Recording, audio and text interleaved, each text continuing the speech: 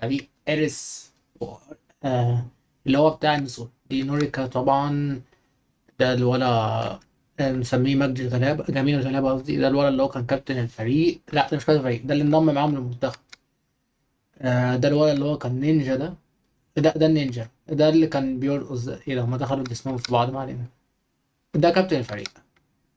ده الولد انا كويس 79 يعني.